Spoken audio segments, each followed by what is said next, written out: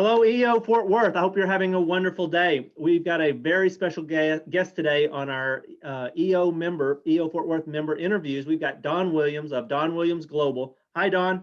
Hey, Mitch, how are you, brother? I am terrifically well. How are you today? Man, if I was any better, I'd be twins and nobody would like it.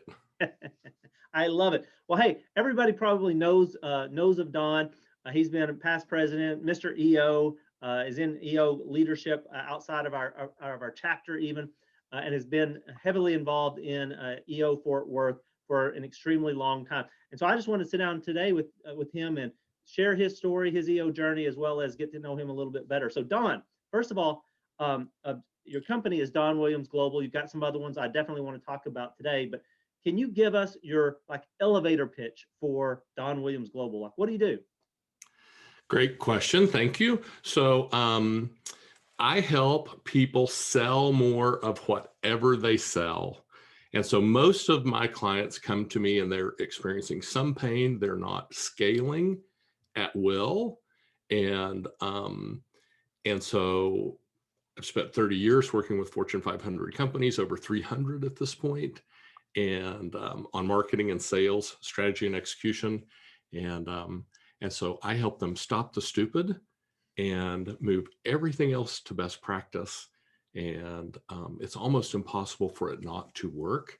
And just because most companies are doing something, they shouldn't be doing in their sales process, and there are other things they should be doing better. And so when you stop the stupid and you do everything else better, magic happens. So now expand on that a little bit. Like that's very sort of sounds sexy, but I don't understand. I said I don't understand. So tell me, what does your actual business do in terms of what does stop the stupid mean, and what do you do for clients? So what we do for clients is this: we grow sales. And so we come in, we benchmark where sales are currently, we set a goal, and we go knock it down. And the way we do that is we do an audit and assessment, see what is the status quo, what are we doing currently, and then what should we stop, what should we do more of, and then we stick with the follow-up to be certain that all that gets done. I love that last point, and I definitely want to talk about the follow-up, because myself and most entrepreneurs, the accountability, self-accountability, and accountability within the organization is a common thread that of all the entrepreneurs that I've talked with.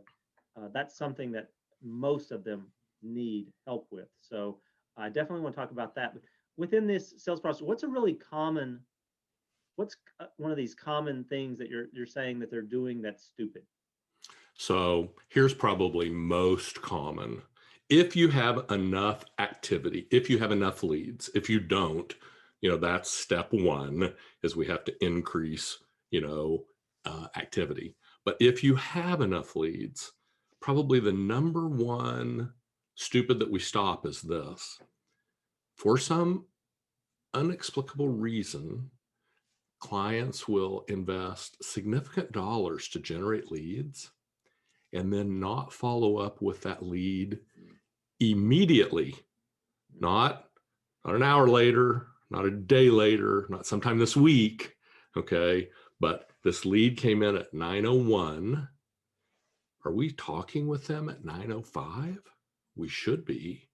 And so what I think some people don't understand is this: when your prospect wants something, when they actually wanted it was like 2 seconds before they picked up the phone or they did a Google search or however they sought, the information they wanted.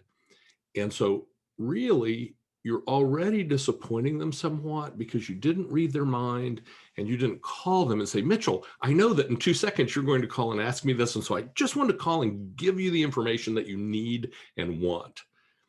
And so people want what they want, when they want it, how they want it. Mm-hmm.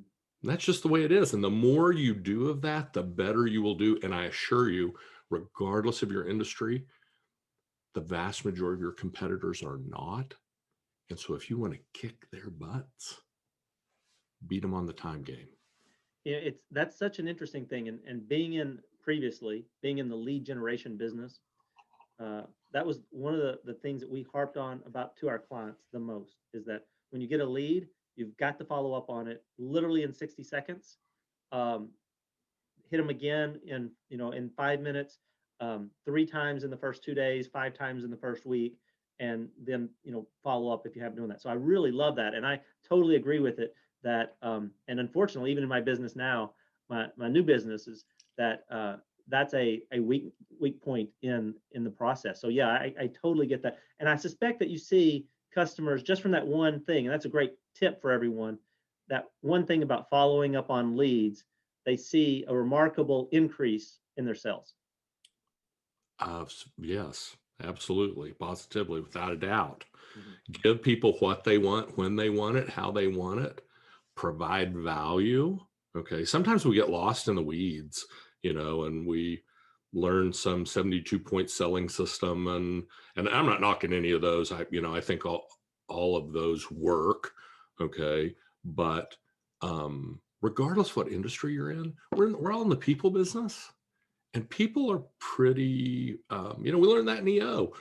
As entrepreneurs, we thought we were all kind of unique and different. And then we join EO and we're like, well, these 89 other people in Fort Worth are a lot like me and face the same issues and have the same thoughts. And consumers, whether you're B2C or B2B or B2G, makes no difference. It's all follows basic human psychology. We want what we want, and someone who gives us what we want, we like. And you don't have to be liked by your customers. You do have to be respected. You don't actually have to be liked, but it does help. It certainly does help. Yeah, absolutely. And respect. I had a negative instance that I had to fight back on respect just recently. So that's something I think that you're. Tell me a little bit more about that, about being respected by your prospective clients and/or your customers. So happy to. So the number one reason people don't buy, okay, and I don't care what you sell, is trust. Though you probably rarely had a customer say, well, Mitch, I really like it. I just don't trust you. I mean, you probably have not heard that, but it's probably the real objection 80% of the time people don't buy. They just don't feel good. We think we're intellectual beings, and we are, but we actually take action based on emotion. That can't be nonsensical. The brain can't say, well, Don, that's the stupidest thing I've ever heard, because that'll shut it down. But as long as it makes sense, the brain says, yeah, okay, whatever the heart wants, the heart gets. And so respect is a byproduct of trust.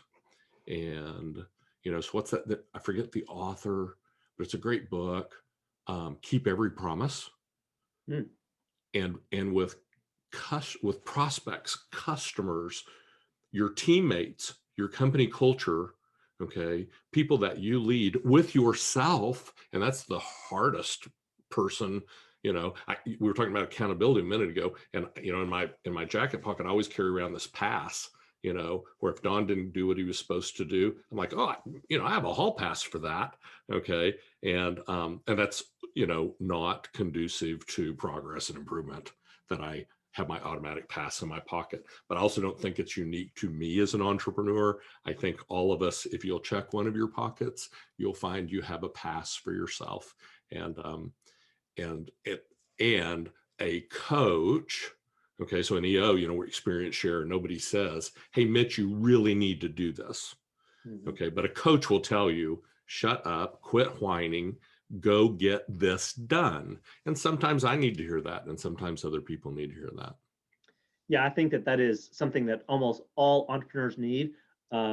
There's a few people that I think are exceptional, and Steve Gregg in our chapter, who will be also in this interview series, I think is exceptional about holding himself accountable, and has a great system to do that. But most of us need a coach or a forum or a spouse or even a secretary or an admin to hold us accountable in some way, because holding ourselves accountable is very difficult to do that one thing about it. So that accountability, I think, is really key, and that coaching. But I want to get back to respect. And you said trust, and I had a similar experience with a big Fortune 500 company, their ad agency, just recently. Last night I was on a call, and we won the business. But after the fact, I was talking is 15 people on the Zoom call, and I was talking to the person who's my point of contact, and I was like, "Why did we have to have this meeting? I thought we locked it in a couple of days ago, and we have a relationship where we talk honestly." And it was that they had lost trust or respect that we could do something. And I did not catch that until we had brought all the teams together and had brought some more technical people into it. So I think that what you just said, not only respect, but that trust element is entirely there. And if you don't convey it to them, then you're likely to not have the sales that you want. I totally agree. And, you know, the number one way to build trust, be trustworthy. It's pretty simple. It's not hard. It's not complicated. You don't need 14 steps. It's like, be trustworthy. People will know that you'll build trust. How do you do that? How do you do that in a non-face-to-face setting? How do you tell your clients to imbue trust or respect in a Zoom type environment with people that you haven't met or you've only conversed with through Zoom and or email? So great question, certainly for today. And I'm kind of counterintuitive on the online and the Zoom. So many people are like, "Oh, I'm zoomed out, and I don't want to Zoom," and I love Zoom. I have this interview today. I have one I'm facilitating this afternoon. I have a 9 o'clock, 10 o'clock, 11 o'clock. I'm free from 12 to 1, and I'm booked till 4:15, back to back to back to back. Zooms. And so I can touch so many more people in a shorter duration. And so I think it's a great tool. But here's a story. So I have a client that I'm working with, and they shared with me the other day that they had an inbound lead come in. The lead followed the process, but you know, it fell through the cracks. And stuff like that happens. It happens to me. It happens to you. I mean, you're not going to be perfect. Okay. Here's a secret though. If you're not perfect, get them on the phone, get them on Zoom, see them face to face and say, "I'm so sorry. I dropped the ball." So this lead fell through the cracks.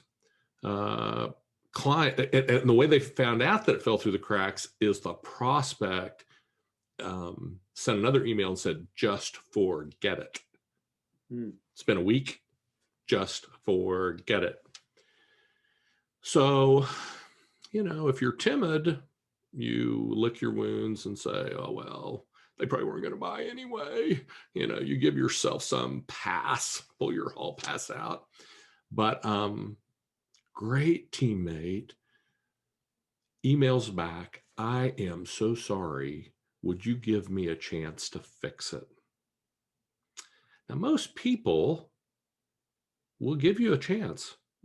If you acknowledge responsibility and you ask. There's not enough asking going on in the world. There's not a lot of telling going on in the world. There's not enough asking.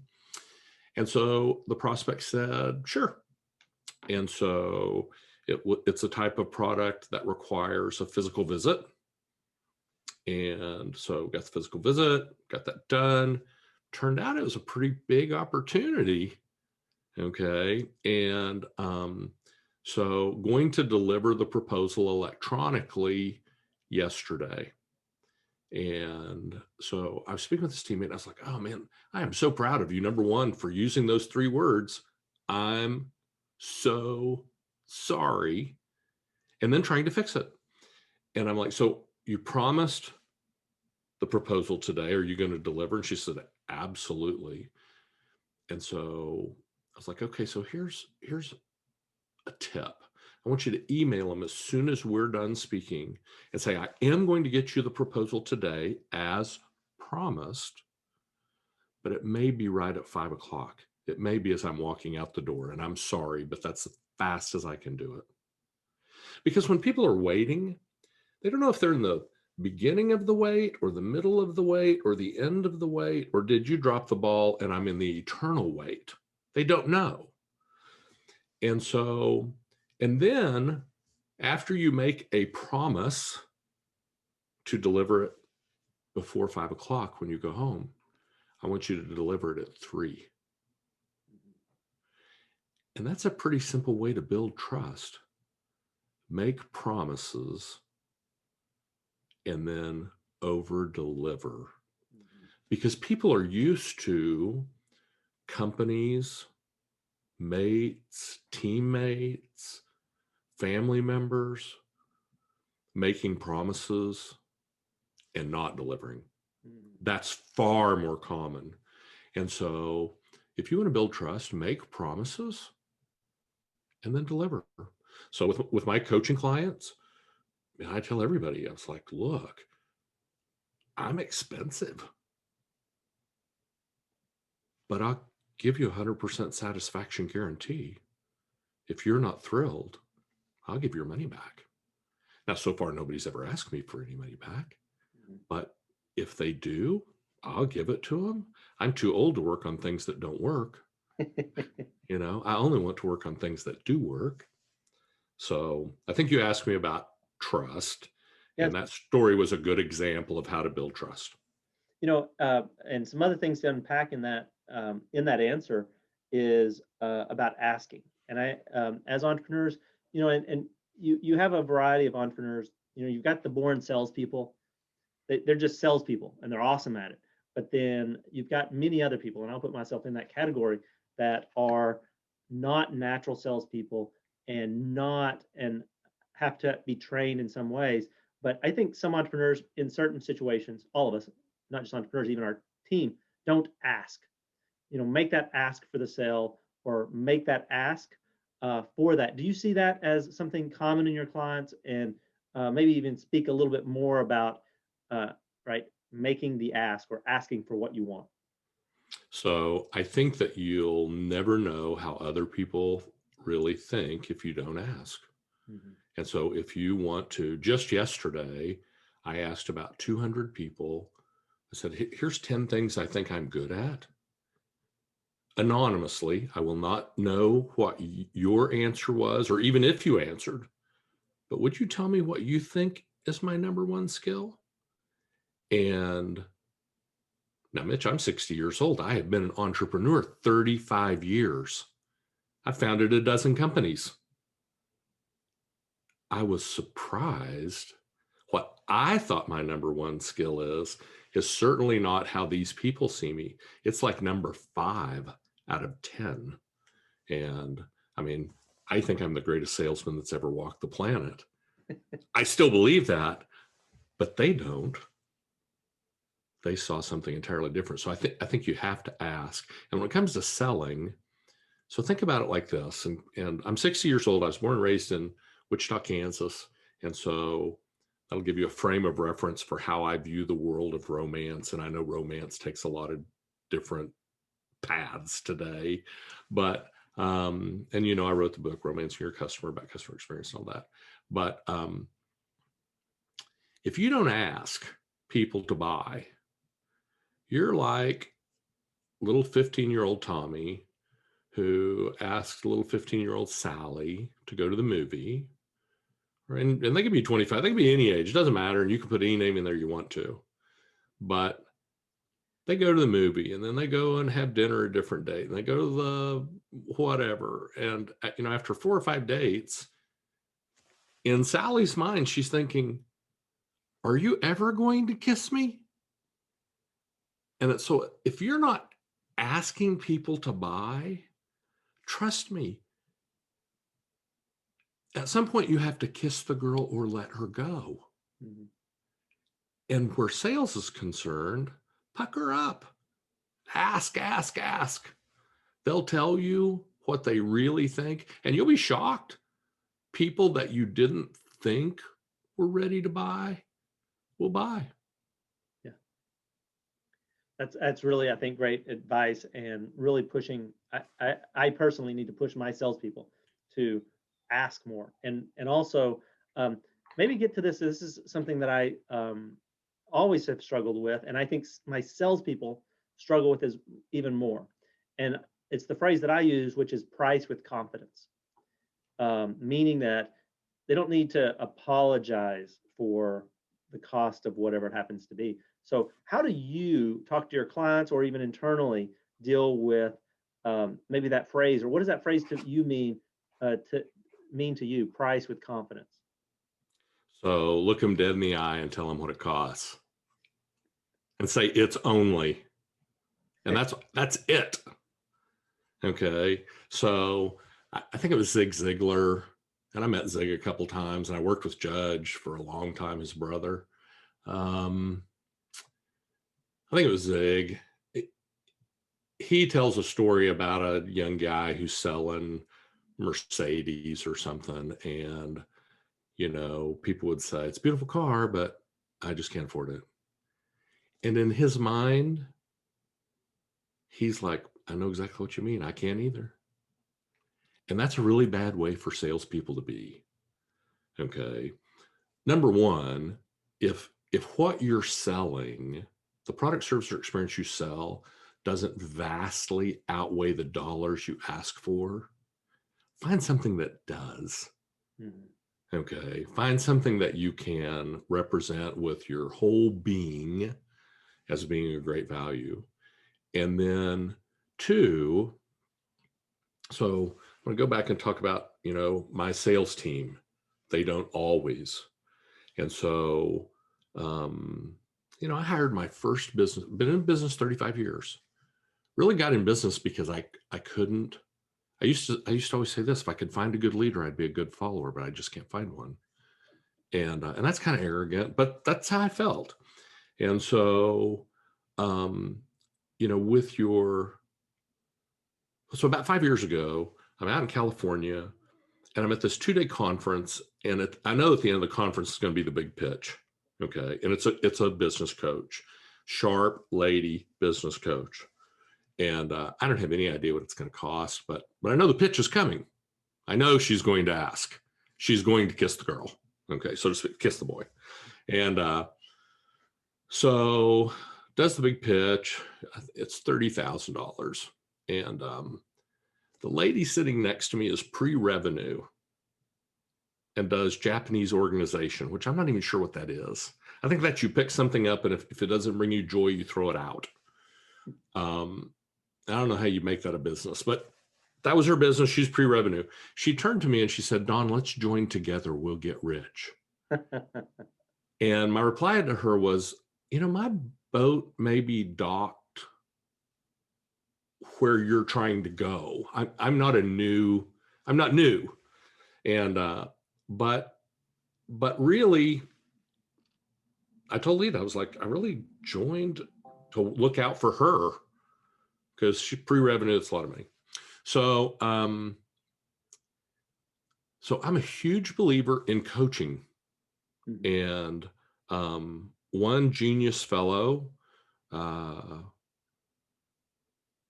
well, minus expense, I paid him $15,000 for 5 hours, and worth every penny. I don't know how many dollars that's made me, hundreds of thousands, maybe millions. And more importantly than that, accelerated the time. Mm-hmm. What would have taken this long took that long. And so I highly encourage everyone to manage and hold your sales team accountable. But if it's not your skill set, and we could take sales out, we could and insert operations or whatever. If it's not your skill set, go get an expert. It'll be cheap compared to what you get. Okay. It'll be so cheap compared to what you get. Yeah, I love that thought about hiring the right people and finding the right people that are better at it than you. And one of my tenets or goals, and it's not achieved, is I should only be working on the things that only I can do. And when I was young, I thought that there was like this many things, but it's really there's like maybe this many things that only I can do, or that I can do better than other people in my organization, or people that I could hire into my organization. So I think I love that thought that you just said. Now, Don Williams Global, right, that's sort of a fairly recent business. You have other businesses. Alliance is sort of the business that got you in, or that was your EO business when you came in. So tell everybody here in EO Fort Worth, what does Alliance do, and maybe a little bit more about that business. Love to. So Alliance is a contact center, which is the new terminology for call centers, which is the new terminology for telemarketing. Okay. And in today's digital world, I hear all the time, that's so passe. Nobody's going to do anything on the phone. And let me assure you, as long as people have mouths and ears, the phone is going to be a viable tool. And every business should have a contact center operation, whether it's internal or external. In the hierarchy of rich communication, face-to-face, 3 feet apart, facing each other is the ultimate. Mm-hmm. Next would be what we're doing, video conferencing, okay? Zoom, Skype, whatever, FaceTime.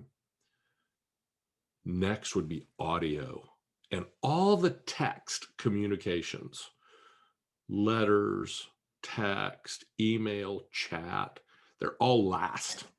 Mm-hmm. Okay. Now we have to have them, contracts, we can't really do complex contracting, without the written word. But think about it. You see the federal government pass a law, and then we have to have a whole third of the government to interpret what the dang thing means. Right? I mean, one writes it, one interprets it, and you're like, well, that makes a lot of sense. So, so we work primarily for Fortune 500 companies, but some smaller companies, okay? And we either answer the phone for them, place outbound calls for them, do chat, email, text. And so when you call JCPenney or you call UPS, I mean, you have to know you're not really talking to those companies. You're talking to somebody like my company that's acting like them. And so, if you call American Express, if you're platinum or gold, you're probably talking to an American Express employee. If you have a new green card, you're not. You've just like shattered my world. You're saying that I'm not talking to JCPenney's. That's like saying there's no Santa Claus. I know, and I would never say that, but that business, because you can handle 5 calls a day or maybe even 50 calls a day. But a lot of times when I say 50 calls a day, entrepreneurs start breathing in a brown paper bag. They're like, I don't know if I can handle 50 calls a day.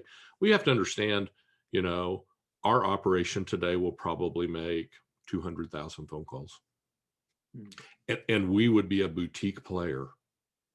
I mean, there are contact centers that would make 5 or 10 million phone calls a day. Wow. It's interesting that you do all of those things. I use a contact center, a call center for inbound calls, but I don't believe that they do all of those things that you just said, especially outbound calls. So it's interesting that niche that you've had. Maybe tell us, how did you discover that niche? And I love niches. I think those are the best types of businesses. How did you discover that niche, and how do you grow that business? And tell me a little bit more about it. So at 19, when I was in college, I took a sales job, and in less than a year, I was the top salesman in the country out of 450 salespeople. And then, so they did what most companies do. They promote that guy to be the manager, which is not always good strategy. Worked out for them because it took me about 6 months to be the top sales manager in the country. But we had back then we would call it a phone room. So we had 6 or 8 people on the phone all day, every day, generating leads for about 10 salespeople. So I've really been around the phone as a marketing tool for a long, long, long time. And our contact center, we're about 90% outbound. Wow. Yeah. And so the people that are 100% inbound, I'm not knocking them. But they're scared to make outbound calls, as are most people. They have, we call it call reluctance, but that's just a nice way of saying you're scared. Um, and, uh, and I have a book I'm happy to give to anybody who wants it on how to do your own contact center, do it yourself contact center manual. Um, but we've been in the outbound space forever, and we do primarily B2B calls. And like I said, we've worked for, maybe if we do it long enough, we'll get all 500 of the Fortune 500, but we got a bunch of them. And it doesn't make any difference if you're in manufacturing, you want to buy businesses, you're an M&A, you are an HR company. It doesn't make any difference. There's probably no faster, easier way to generate leads day one than somebody making outbound phone calls. And so we do a lot of digital stuff too, not for clients, but for for ourselves. And I think there's a place for all of it. But the great thing about the phone is this: is if you want 20 leads for your sales force tomorrow, you can have them on the phone. Maybe you can have them digitally. Typically it takes a little while longer to dial that in, at least for me. And but the phone is an almost immediate lead generator, and so that's kind of how we've done that. And a lot of our business comes to us on referral at this point. We've been in the industry forever. I was very active with PACE, which is the big trade association. And so other call centers who don't do what we do, which is most of them, they refer what to them is a non-qualified lead, to us. And so, and it might even be from a current client. It might be that they have 500 seats doing a Verizon mobile inbound shopping cart support. Okay, so it's that specific and that big, 500 full-time people every day. Okay, but then Verizon might want, hey, we have these 1,800 people that we want called that are very high value, and we want someone who's going to perform in a zero or near zero error environment.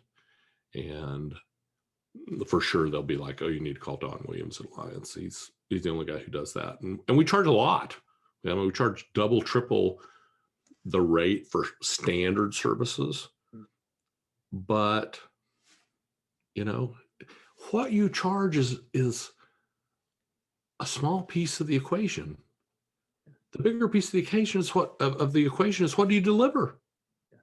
If I have a magic box and I say, Mitch, put $1 in the magic box, and $10 is going to come out the magic for you. Would you put $1 in? Absolutely. Well, the average entrepreneur is like, sure. I'm like, what if it was 100 and 1,000 came out, or 1,000 and 100,000 came out, or 100,000 and 1,000,000 came out? Would you do that? And I'll just, of course, I'm an evangelist on this point, but I think if you approach marketing sales from a best in class viewpoint, I don't just want to hit these numbers. I want to hit all the numbers that are available. You can do it, but it's got to be your goal. You got to start. Yeah, so the good points in there, and it almost goes back to sort of that price with confidence that, and I know there are several. I was talking with an EO Fort Worth member yesterday, Mike Coffey, and about his business. And again, he is sort of in a commodity business, but he charges a premium because of his service and the things that he does on top of it, and in the same way that you're doing. And it's entrepreneurs sometimes either we don't think that we're adding enough value, or whatever it is, or not good enough, whatever those things are. But having that confidence to price appropriately, or even charge more because of the things you're doing, I think that's a great sort of a great lesson. And also, you talked about generating leads. Every entrepreneur I talk to, when it all boils down to it, most, not all, most of them, their limiting factor is getting new business, acquiring clients at a reasonable cost. And so I love the fact that that's what you do for your clients. How do you do that? And you talked a little bit, how do you do that for yourself? How do you generate for Alliance, generate all the clients that you want or more? So at this point, it was much harder when we started and we didn't know what to do. But at this point, we know who all the players are.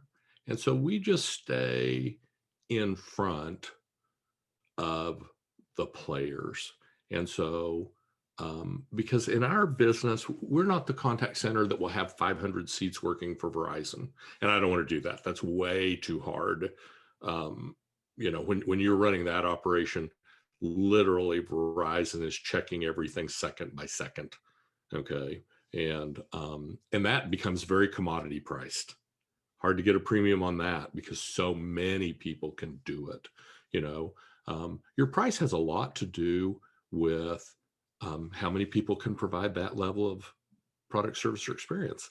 And if you can, if you're in a smaller niche, even if it's just even if it's just service level for a product, you can charge more. So we stay in front of those people, and then when they have an opportunity, they're going to reach out, and we stay in front of them with direct mail and phone calls and emails. And so we have I'd maybe call it a drip sequence where we are continually stirring the bucket, okay, staying in front of people. And so last week, an international trade show owned by or produced by one of the largest trade show companies in the world reached out on Monday for a show that starts Friday, tomorrow, or in 2 days, and it had these people they needed called. Now the trade show is not happening,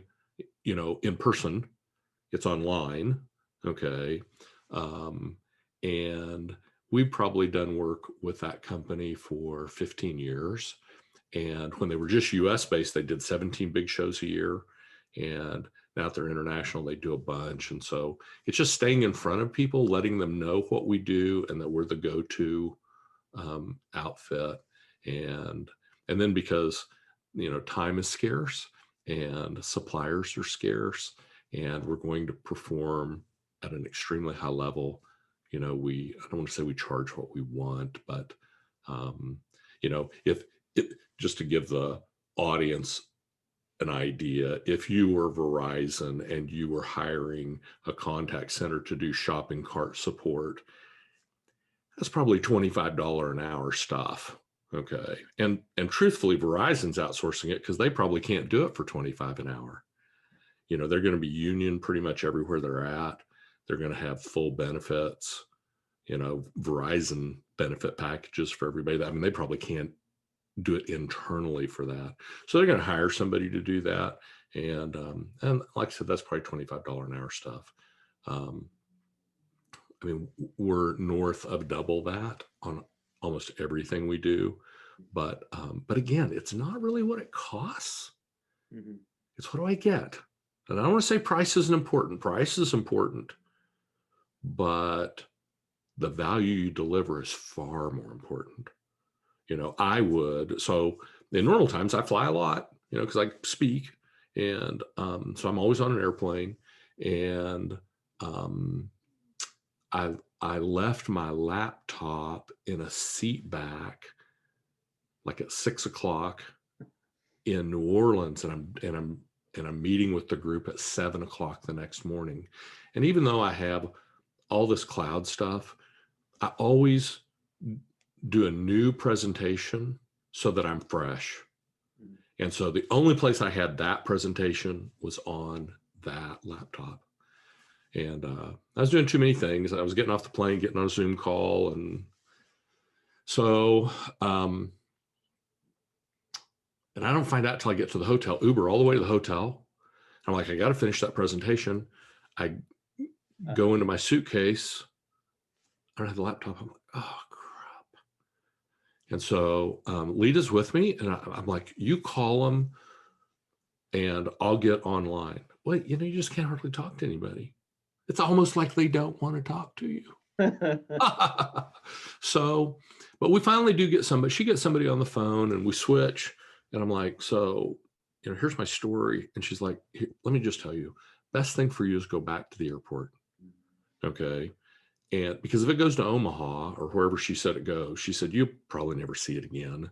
Mhm. And so back down to the ground, get an Uber, back to the airport. The guy's like, you're going to the airport, you got no luggage, you got nothing. And I'm like, yeah, well, here's my story. He kind of rolls his eyes at me, and I'm like, look, I am a person of faith, but my faith, I need some of your faith that this is going to work out.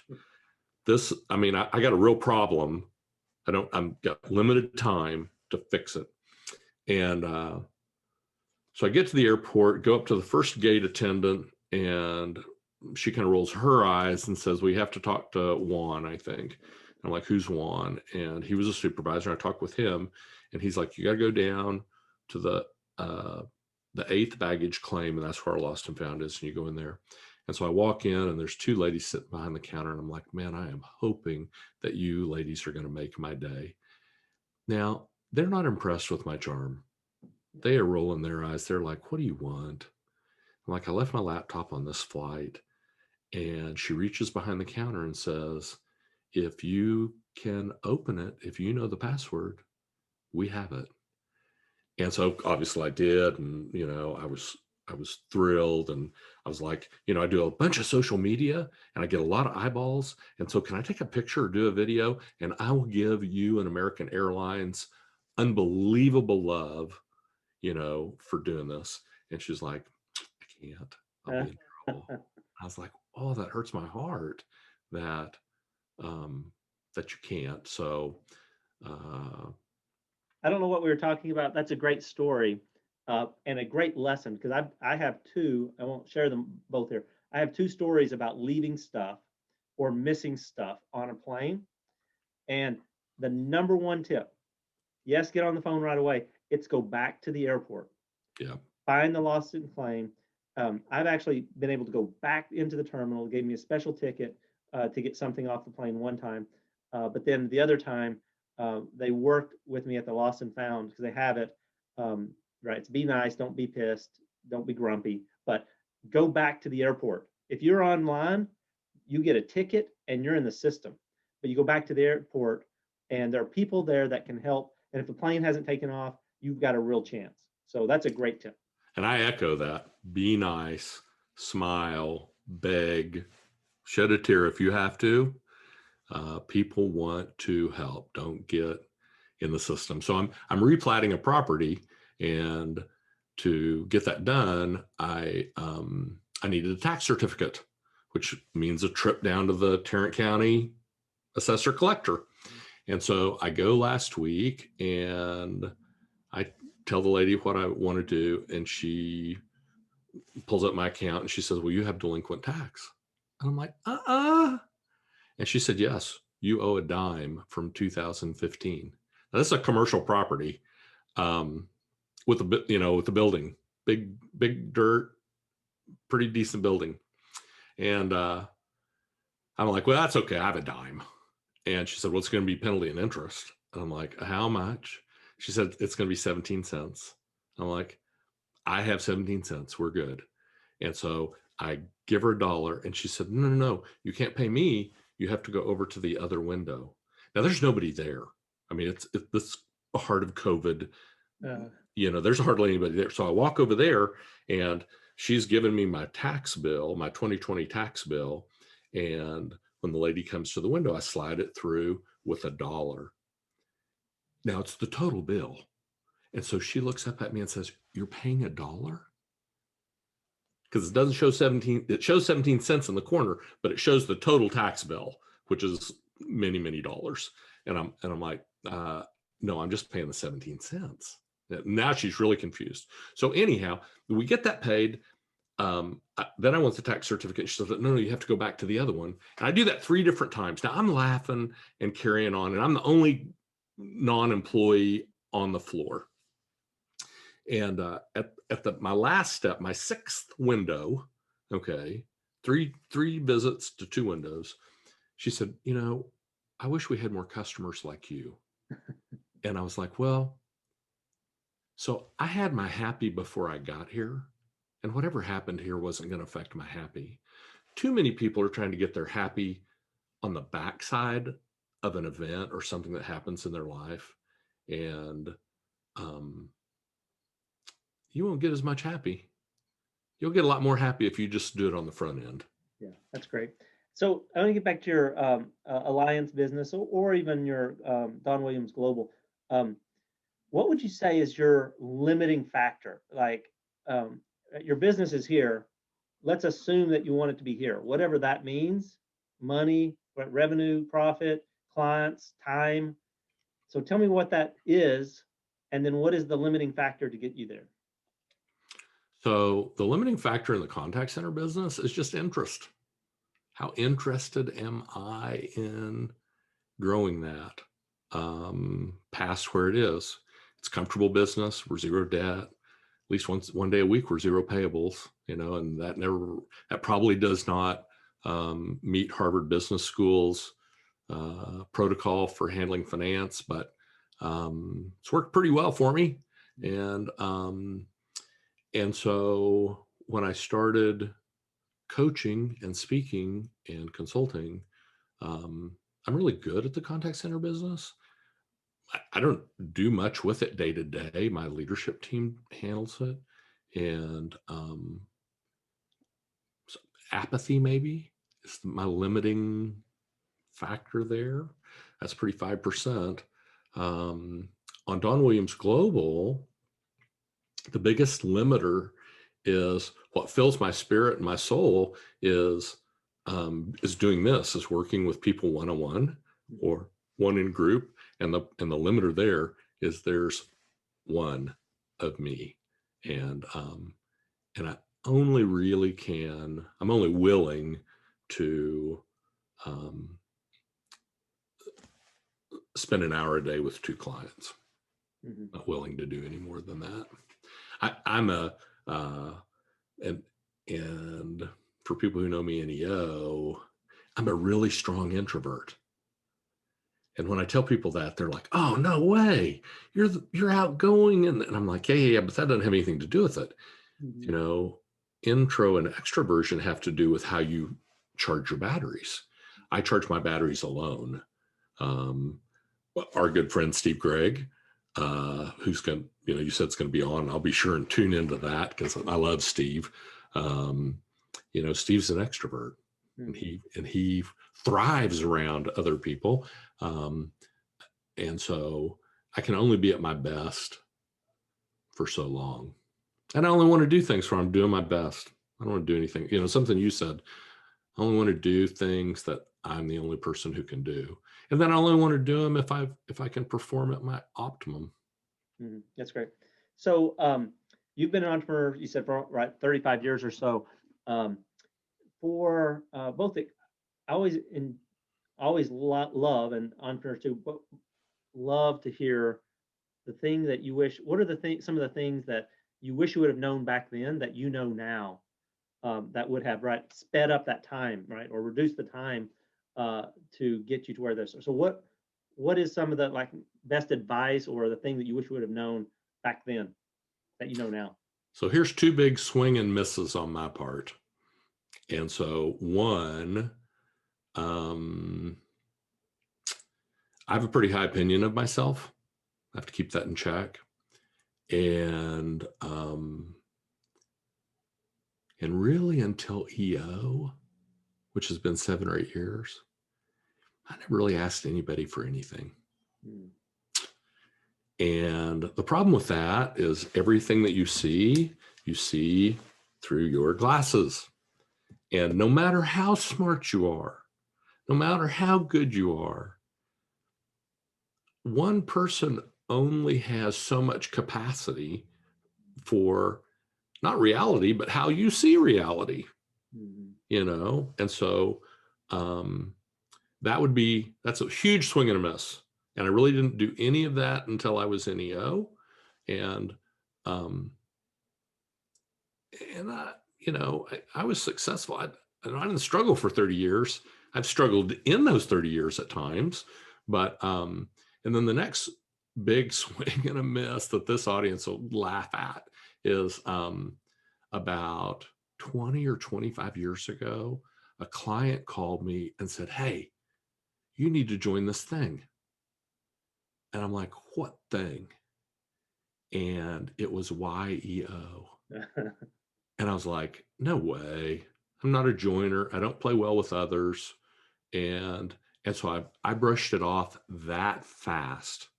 And I joined EO because a friend, Walt Monk, called and said, "Hey, come to this thing." I was like, "I don't do things. I don't play well with others. Walter, you know me 20 years." He's like, "Just come to the thing." And I came to the thing, and good friend Bob McCarthy stood up and said, "I knew these were my people." And I turned to Lita and I said, "They don't know me and they're probably not going to like me, but they are my people." Mhm. And so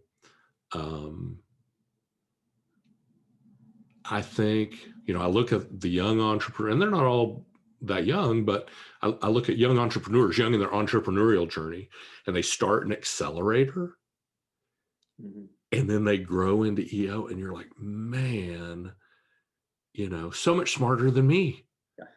because they got, uh, I'll say professional help. Now I need professional help, but maybe different kind of professional help. But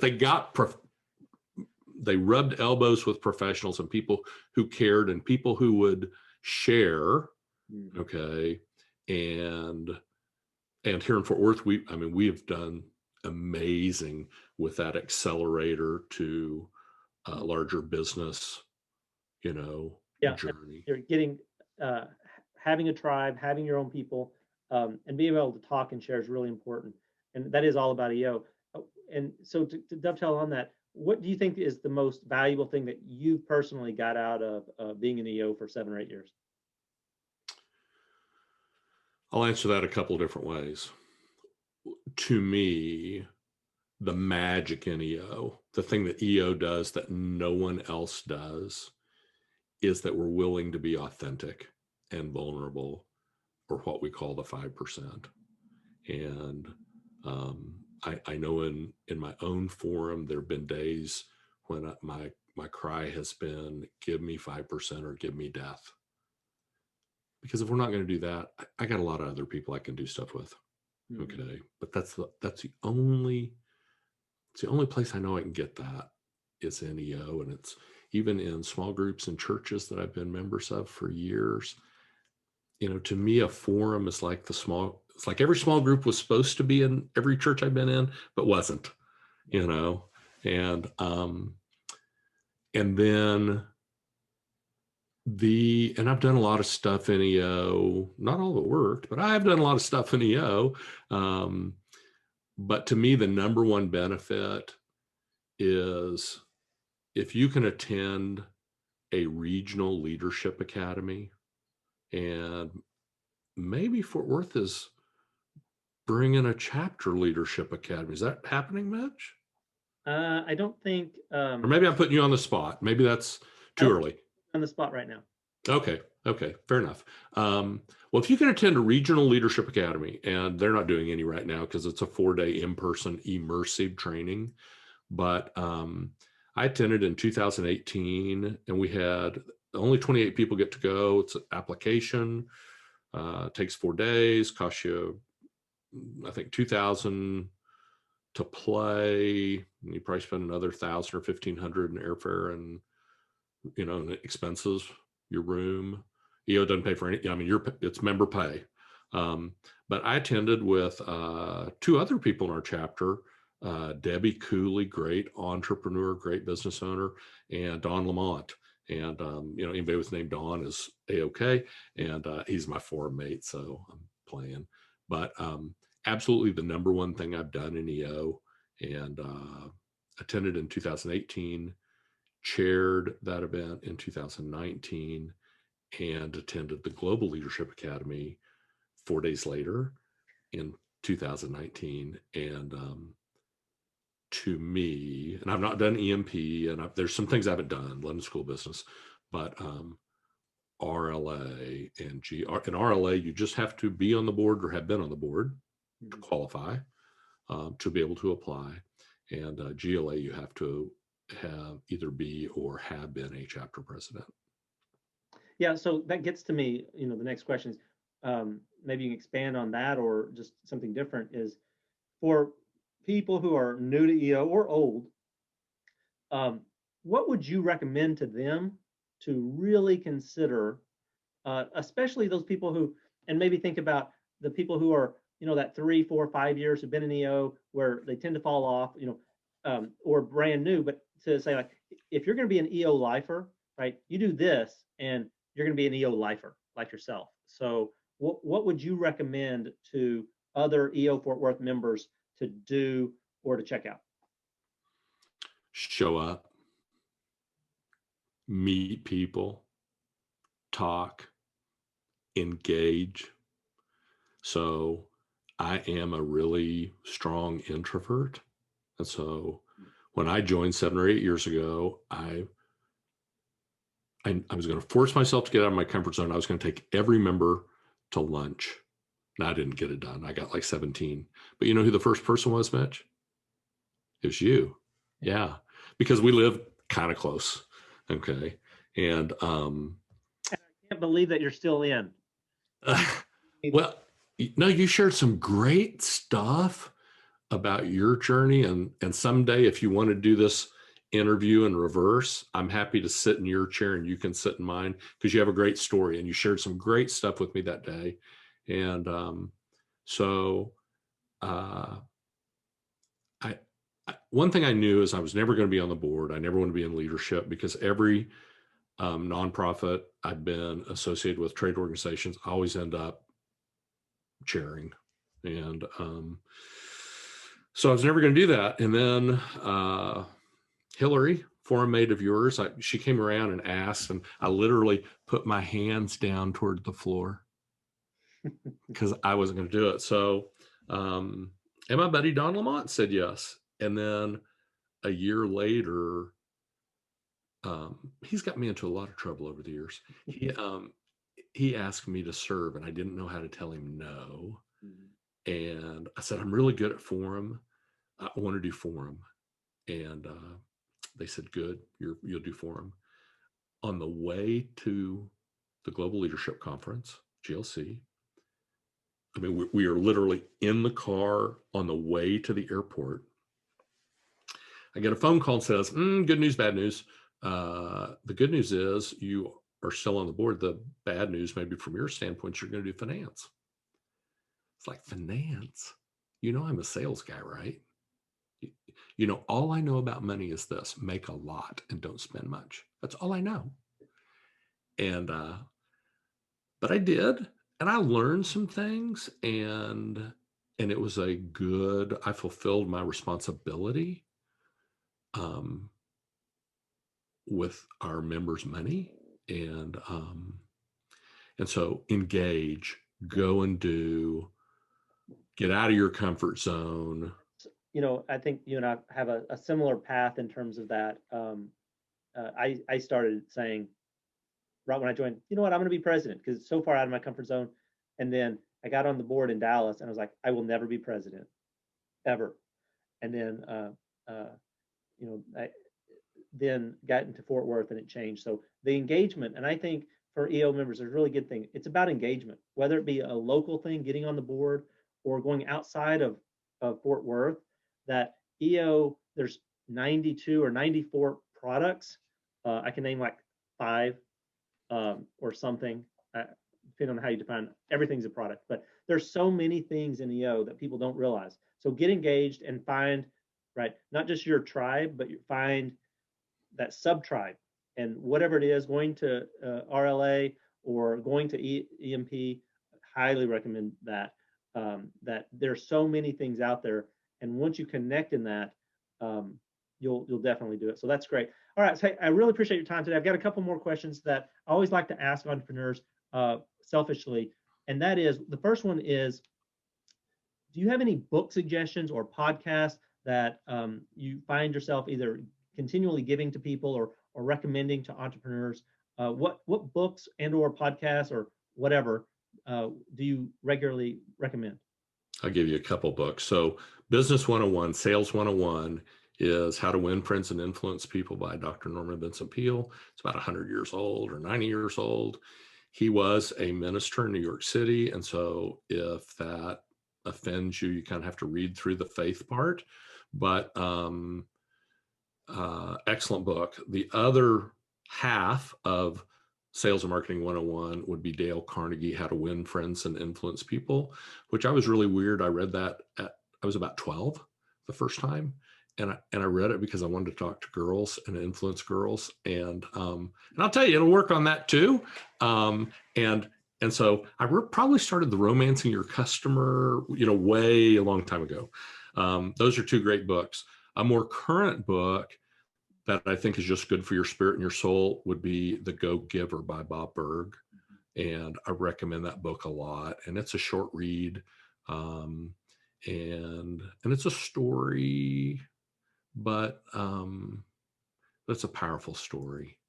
Yeah, those are great. All those are great recommendations. So, and if you haven't read any of those books, I also would put those on anybody's reading list, or just if you're listening to them, if you're not a reader, suggest getting Audible and listening to them. All of those books are great listens. You don't have to read them and take notes to them if that's not your preference for learning.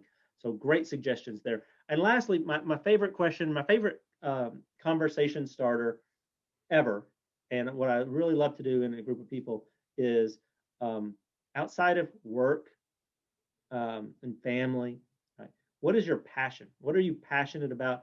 I always like to tell the story that I have a really good friend who was a boss of mine back when I was doing statistical work for Citigroup. And he worked to play golf, and it wasn't just a hobby. This was his passion. Every waking moment was about golf. And so there's a difference between a hobby and a passion. And so what's your passion? What are you passionate about? So great question. And for years it was downhill skiing. And I've lived in Fort Worth a long time. But for years I would ski 30 to 40 days a year. Nice. And I always skied at the edge of my ability. And I would be like the first guy on the mountain in the morning, and I'm taking the lift up at 3:59 to where I'm at the summit after 4 o'clock. And I'm this kind of guy who would eat my lunch in the chair.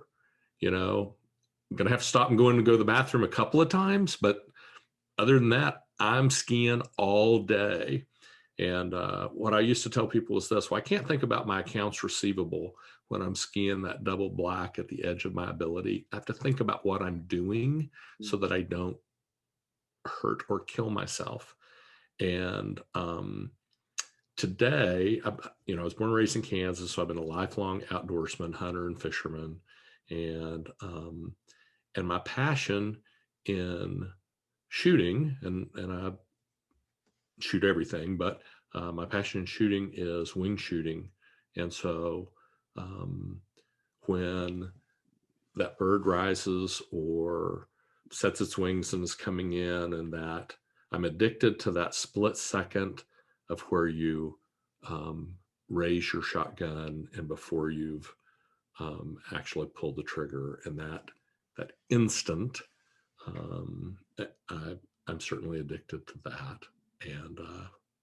And so have many friends in EO who I've been able to enjoy, those kinds of times with.